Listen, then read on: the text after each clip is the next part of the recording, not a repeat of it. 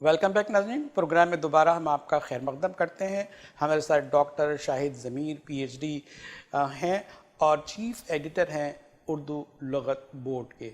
اردو لغت بورڈ کے حوالے سے، اس کے کام کے حوالے سے تھوڑی بہت بات ہوئی ہے، لیکن اب ہم آتے ہیں اس سبجیکٹ کی طرف جو ڈاکٹر صاحب کا اختصاصی شعبہ ہے، اور وہ ہے ڈرامہ۔ ڈرامہ جو ہے، اس کی بہت سارے جو اصناف کے بھی بارے میں بات ہوگی۔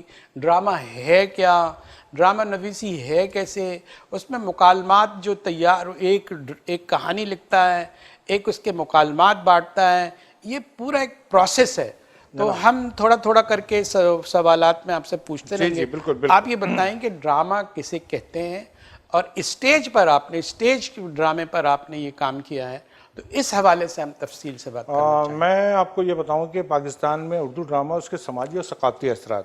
ڈرامہ ایکچول یونانی زبان کا لفظ ہے، اس کے معنی ہوتے ہیں کر کے دکھانا۔ اچھا، ڈرامہ کے جو معنی ہیں کر کے دکھانا، ٹھیک۔ چاہے وہ آج کے زمانے میں ریڈیٹ ڈرامہ ہو۔ آپ کیا کہہ رہے ہیں، ہم اور آپ جو کر کے دکھا رہے ہیں وہ ڈرامہ ہے؟ آج کل یہی ہو رہا ہے، تمام چینل سے جو ایک صحافی بیٹھے ہوتے ہیں اور دوسری ان کے آگے تجزیہ کار بیٹھے ہوتے ہیں، تو یہ سب ڈرامہ ہو رہا ہوتا ہے، اور یہی کر کے ہمیں دکھانا ہوتا ہے، ہمیں دنیا کو بتانا ہوتا ہے کہ آپ اپنا میسج کیسے پہنچا سکتے ہیں۔ کہیں وہ میسج رانگ چلا جاتا ہے، کہیں میسج وہ رائٹ چلا جاتا ہے۔ ہم آتے ہیں اس سوال کی طرف کہ اس کی تعریف کیا ہے، ڈیفینیشن کیا ہے، اور اس حوالے سے ہم پھر ایک اور سوال کرتے ہیں آپ سے۔ پہلے اس کی آپ کو تعریف بتا دیں۔ ڈرامے کی جو میننگز ہیں وہ کر کے دکھانا، یونانی زبان کا لفظ ہے۔ ڈرامہ کیسے شروع ہوا، چاہے وہ یونان میں ہوا یا ہندوستان سے شروع ہوا۔ دیکھیں، مذہبی معاملات ہوا کرتے تھے ایک زمانے میں، اور جہاں پر بھی یہ مذہبی معاملات میں پوجا ہوتی تھی تو وہاں پہ باقاعدہ ایک تخت بنا دیا جاتا تھا، تخت کے اوپر لوگ بیٹھ جاتے تھے، اس کے آگے عوام بیٹھی ہوتی تھی جن کو اپنی دعا اپنی کمپلیٹ کرانی ہوتی تھی کہ اگر علاقے میں بارش نہیں ہو رہی ہے تو اس کے تحت وہاں ایک بڑا ایسا اسٹیج بنا دیا گیا، اور وہاں پہ جو دعا مانگنے والے جو ان کے لوگ ہوا کرتے تھے تو وہ اس انداز سے دعا مانگتے تھے، تو وہ آہستہ آہستہ وہ ڈرامائی شکل بنتی چلی گئی۔ اچھا، اگر دیکھا جائے ہندوستان میں جو میریکل ڈرامے کہلاتے ہیں وہ سارے مذہبی حوالے سے ہیں۔ صحیح۔ اور یہی اگر آپ دیکھیں تو یہ آگے چل کے لکھنؤ وغیرہ میں جو یہ سارے معاملات ہوئے، مذہبی گیت بھی بہت ڈالے جاتے تھے، آ جاتی تھی، بالکل۔ تو یہ ڈرامہ اس طریقے سے، اچھا یہ خاص طور پہ یہ آپ یہ دیکھیں کہ میڈیا کے حوالے سے اس زمانے میں صرف ایک ریڈیو اور اسٹیج ہوا کرتا تھا۔ جی جی، اور جو مزدور، جو کام کرنے والے سارا دن محنت کر کے شام میں گھر آیا کرتے تھے تو ان کے پاس شام سے لے کے رات تک ٹائم ہوا کرتا تھا۔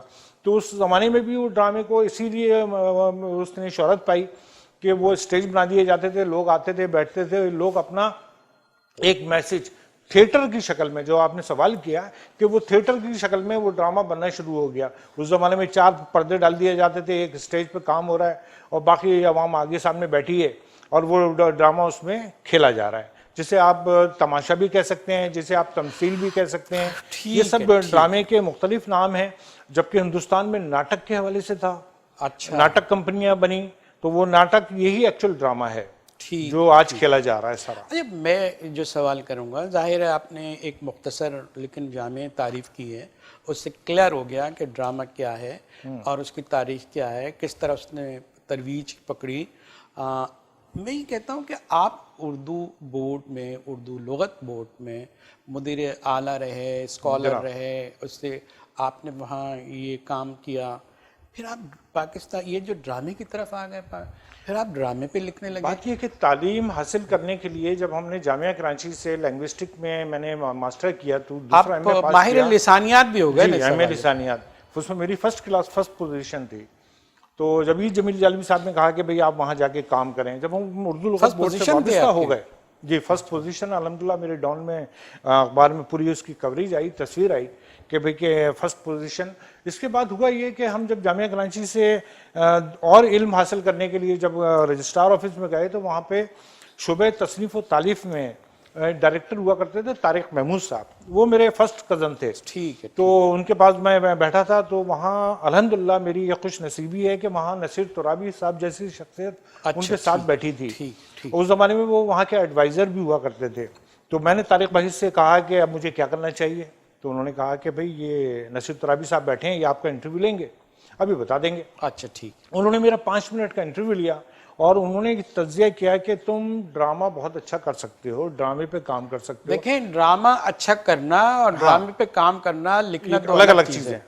تو کیا آپ ڈرامہ بھی اچھا کر سکتے تھے؟ الحمدللہ۔ دیکھیں بات کیا ہے کہ انسان کے اندر وہ کہتے ہیں نا کہ بچپن سے ماں یہ بات دیکھ لیتی ہے کہ اس بچے کو کیا کرنا چاہیے، یہ بچہ کیا کام کرتا ہے، کیا حرکتیں کرتا ہے۔ لیکن بظاہر تو آپ نے ڈرامہ جو نا شخصی ڈرامہ تو آپ دیکھیں ڈرامے کے بارے میں نے جو ابھی آپ کو تعریف بتائی تھی وہ میں نے یہ بتائی تھی کہ کر کے دکھانا، یہ جو جذبات کا ایک انداز ہوتا ہے یعنی اس کو پیش کرنا۔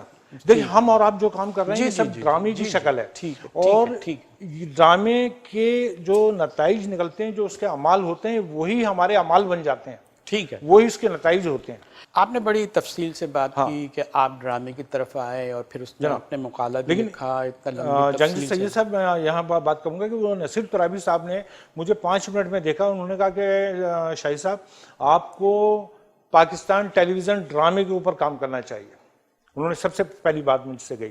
اب وہ جو چیز تھی اس زمانے میں پروفیسر سحر انصاری صاحب ہمارے چیف ایڈیٹر ہوا کرتے تھے اردو لغت بورڈ میں ان کے ساتھ بیٹھا، انہوں نے مجھے مشورہ دیا، انہوں نے میری یعنی کہ ابتدائی مدد کی، اور اس طریقے سے میں نے ڈرامے پہ کام کرنا شروع کیا۔ دوسرا بڑا نام ڈاکٹر جمیل الدین علی صاحب کا، وہ اس زمانے میں ہمارے صدر بھی ہوا کرتے تھے پہلے بھی جناب، اور وہ بلکہ انجمن ترقی اردو میں 2 3 4 کتابیں آ چکی تھی تھیٹر کے حوالے سے، ٹھیک ہے ٹھیک، اور عبدالعلیم نامی صاحب نے اس پہ کام کیا تھا۔ تو انہوں نے کہا کہ بھئی کہ اب جو کام رہ گیا جو یعنی وہ زمانے میں آئی تھی 1956 میں وہ کتاب آئی تھی، تو اس کے بعد میں نے اگلا کام میں نے کرنا تھا۔ دیکھیں ہوتا ہے کہ اسناف دیکھیں میں چاہوں گا ایک سوال آپ کا، میں ڈسٹرب کر رہا ہوں آپ کو، لیکن سوال یہ ہے کہ اردو ڈرامہ ہے جس پہ جو ہے ہم بات کریں گے، جو آپ کا کام ہے، جتنے بڑے وقی اساتذہ اس میں رہے اور جنہوں نے آپ کو سلیکٹ کیا وہ آپ کی رہنمائی بھی کرتے رہے جناب، تو یہ جو اردو ڈرامے پر، پاکستان میں اردو ڈرامے پر کیا اثرات مرتب ہوئے ہیں، اس کا وہ کہاں معیار کہاں ہے، کہاں اس کا کلیپس نظر آ رہا ہے، کہاں زوال پذیر ہوا ہے؟ دیکھیں بہت اچھا سوال ہے آپ کا۔ پہلے جو اس کا معیار تھا وہ کیوں تھا، اور آج اس کا اتنا انحطاط ہے، اتنی اس میں گراوٹ ہے، اور تو وہ ایسا کیوں ہوا؟ اصل میں ہمارے ہاں معاشرے پہ، ہمارے ہاں پاکستان میں یہ الٹا ایک کام ہو گیا ہے۔ ہم یہ کہتے ہیں کہ جب ایک کمپنی کوئی کام کر رہی ہوتی ہے تو وہ صرف ایک پروڈکٹ اپنا بیچ رہی ہوتی ہے، لیکن جب کمپٹیشن میں اور کمپنیز آ جاتی ہیں تو وہاں اس میں کام کرنے کے چانس زیادہ بن جاتے ہیں۔ ڈرامہ اگر کمپنیز 2000 میں جو دوسرے ٹیلی ویژن چینلز آئے انہوں نے جب ڈرامے شروع کیے تو ہونا یہ چاہیے تھا کہ معاشرے میں ایک اچھا ڈرامہ پیش کرنا چاہیے تھا۔ میرا پہلا سوال آپ کا سوال، ہم فلو میں نکل جا رہے ہیں تو وہ جو ہے وہ ہم اپنے موضوع سے ہٹ جائیں گے۔ اردو ڈرامہ جناب پاکستان میں، لیکن یہ ہے کہ پہلے اچھے ڈرامے تھے، وارث تھے، وہ پوری اردو برادری میں دیکھے جاتے تھے، لیکن اس کا معیار بہت اچھا۔ پہلے میں آپ کو اس سوال کا جواب دوں کہ دیکھیں جب ٹیلی ویژن 1964 میں پاکستان ٹیلی ویژن قائم ہوا اور اس وقت اس کا مین جو کانسٹیٹیوشن بنایا گیا وہ تعلیمی تھا کہ ہم اپنے معاشرے کو تعلیم دینا چاہتے ہیں، تو اس زمانے میں 1964 کے بعد جب شروع میں تعلیمی پروگرام شروع ہوئے، لیکن محسوس ان لوگوں نے یہ کیا کہ ہم تعلیم آخر جب تک دیں گے لیکن ہمیں کوئی ڈرامائی شکل لے کر آنی چاہیے۔ تو اس زمانے کا جو مشہور ڈرامہ ہے خدا کی بستی، جسے کہنا چاہیے کہ خدا کی بستی، وہ تعلیم بالغان بھی، ہاں وہ خواجہ معین الدین کے جو ڈرامے ہیں۔ تو لیکن اس وقت خدا کی بستی جب ڈرامہ پیش ہوا تو میں آپ کو اپنی مثال پیش کرتا ہوں کہ ہمارے گھر کے اندر ہمارے والدین ہم سے کہا کرتے تھے کہ آپ کو مغرب کے وقت گھر آ جانا ہے، اگر نہیں آؤ گے تو تمہارا حال اس نوشے جیسا ہوگا۔ تو یہ دیکھیں یہ معاشرے پہ اثر ڈال رہا ہے۔ تو اس زمانے میں پاکستان ٹیلی ویژن کی جو سب سے بڑی خوبی ہے، اور میں اس بارے میں یہ بھی کہہ سکتا ہوں کہ یہ اتفاقی طور پہ سنہری دور بنا، کیونکہ اس وقت ڈرامہ رائٹر، ڈرامہ ڈائریکٹر اور ڈرامہ آرٹسٹ ایسے لوگ آئے جسے کہنا چاہیے فرصت کے لمحات تھے۔ اس زمانے میں زید بخاری صاحب نے جو ریڈیو کے حوالے سے جو اپنا ایک شناخت رکھتے ہیں ڈرامے، بہت سارے سوالات ہمارے ساتھ چلتے رہیں گے، ہاں تو جو ہے تشنیگی رہ جائے گی، کیونکہ لوگ جو چاہتے ہیں وہ ہم پوچھنا چاہتے ہیں کہ یہ تو آپ نے بتا دیا کہ وہاں اس وقت کا معیار ایسا تھا، اساتذہ تھے، اور جو ہے آپ کو تعلیم پہلی سوچ یہ تھی آپ یہ دیکھیں کہ وہ صرف ڈرامے پہ نہیں ہوتا تھا کہ اگر خبر نامے بھی پڑھنا ہے اگر اس میں ایک لفظ کا تلفظ غلط ہوتا تھا تو زہر بخاری صاحب ٹیلی فون کر کے بتایا کرتے تھے کہ بھائی آپ کا یہ اس کی آپ تصحیح کریں، عوام کے پاس غلط لفظ نہیں جانا چاہیے۔ جو اہم ترین جو سوال کا حصہ ہے، اثرات کیا مرتب ہوئے ہیں بحیثیت قوم کے، اس کی اخلاقیات آئی، اس میں لسانیات اس کی بہتر ہوئی، اس میں رسم و رواج میں اصل میں زیادہ چینل آنے سے میں یہ سمجھتا ہوں کہ زیادہ چینل آنے سے یہ کھچڑی بن گئی ہے۔ آج کیا ہو رہا ہے؟ آج کا ٹیلی ڈرامے کی بات کر رہا ہوں کیونکہ ریڈیائی ڈرامہ تو ختم ہو چکا ہے۔ ٹھیک ہے، ریڈیو پاکستانی ختم ہو چکا ہے، اتنا بڑا ریڈیو پاکستان تھا اس کو سیوک سینٹر میں شفٹ کر دیا گیا، چھوٹی سی بلڈنگ کے اندر، اور وہاں پہ کیا ڈرامہ ہوگا کیا نہیں ہوگا آپ دیکھ سکتے ہیں۔ دوسری بات، جو ٹیلی ڈرامہ جو تمام چینلز پیش کر رہے ہیں، دیکھیں خرابی کیا ہے؟ خرابی ہے کہ وہ اچھے آرٹسٹ نہیں ہیں۔ پہلے جو آرٹسٹ ہوتا تھا، دیکھیں اتنا آسان سا کہہ دینا کہ وہ اچھے آرٹسٹ نہیں ہیں، نہیں آرٹسٹ اپنی جگہ کام کر رہے ہیں، ان سے کام لینے والے اچھے نہیں ہیں۔ آپ استاد ہیں، آپ یہ بتائیں کہ اگر وہ نہیں ہیں تو کیوں نہیں ہیں؟ اس کی وہ وجہ پڑھے یہ ہے، لکھے نہیں ہیں، ان کو صحبت نہیں ملی، وہ انگلش میڈیم کے ہیں، زبان و بیان کی چاشنی نہیں جانتے، ڈرامے کی جو وہ ہے، جو پورا کا پورا جو حیت ہے اس کے اوپر وہ سمجھتے ہی نہیں ہیں، وہ تو شارٹ کٹ ہیں، وہ آتے ہیں پیسے کما کے چلے جاتے ہیں۔ آپ کیا کہتے ہیں؟ دیکھیں میں آپ کو اس کے پس منظر میں جاتا ہوں۔ پرتھوی راج کپور کے والد کتنے بڑے اداکار تھے جنہوں نے فلم مغل اعظم میں اکبر بادشاہ کا رول ادا کیا۔ وہ اس زمانے میں اسٹیج سے کام کر کے، کام سیکھ کے، اس زمانے میں ششی کپور، رشی کپور، یہ سارے بچے اسٹیج پہ جا کے کام کیا کرتے تھے، تو وہاں سے وہ تلفظ بھی سیکھتے تھے، وہ کام کرتے تھے۔ آج ہوتا یہ ہے کہ جو ڈرامے بنتا ہے تو پہلے تو ایک بجٹ طے ہو جاتا ہے کہ بھئی اس بجٹ میں ڈرامہ بنانا ہے۔ اب اس بجٹ میں اگر وہ ڈرامے کی پورا فارمیٹ پورا نہیں کر سکتے ہیں تو وہ کسی چھوٹی سی آبادی میں جا کے بنا لیتے ہیں۔ ہوتا یہ ہے کہ آج کل ایشو آ گیا ہے ریٹنگ کا۔ یہ ہماری ریٹنگ نے ہمارا پورا معاشرہ بگاڑ دیا۔ دیکھیے میں ڈرامہ لکھنا چاہتا ہوں، جو میں نے ڈرامے لکھے، جب وہ ڈرامے لے کے میں مختلف چینلز پر گیا۔ دیکھیں ایک بات، ایک تو ولگر ہوا، اس کا معیار گرا، لیکن ریٹنگ کیسے بڑھ گئی؟